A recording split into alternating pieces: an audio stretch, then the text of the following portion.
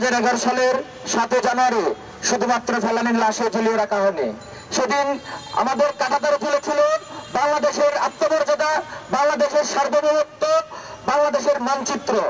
ঠিক একইভাবে যখন আমাদের বোন নাজমাকে হত্যা করে, দর্শন করে হত্যা করা হয়, তখন শুধুমাত্র ব্যক্তি নাজমার সংগ্রামহানি করা হয় না, তখন ব্যক্তি নাজমার সংগ্রামহানির মাধ্যমে আমার বাংলাদেশের রাষ্ট্রের সংগ্রামহানি করা হয়।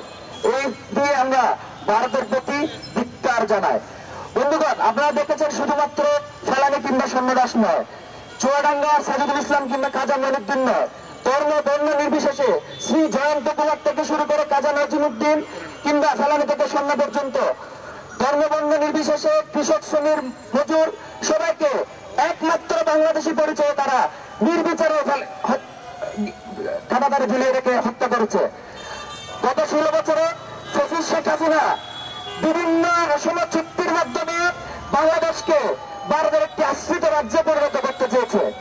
আমরা গত 5 আগস্ট ছাত্র জনতার গণঅভ্যুত্থানের মাধ্যমে আমরা তাদেরকে জানিয়ে দিয়েছি বাংলাদেশ একটা সার্বভৌম স্বাধীন রাষ্ট্র।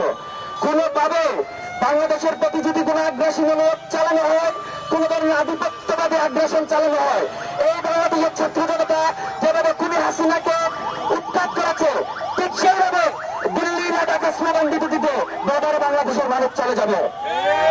আমরা নাজমা হকের বিচার চাই, ফেলানী হত্যার বিচার চাই, সন্ন্যাসের বিচার চাই। বাংলাদেশের ভারতের কাঁটাতারে ঝুলন্ত প্রতিটা আত্মার, ঝুলন্ত প্রতিটি শরীরের বিচার চাই। ইনকিলাব জিন্দাবাদ।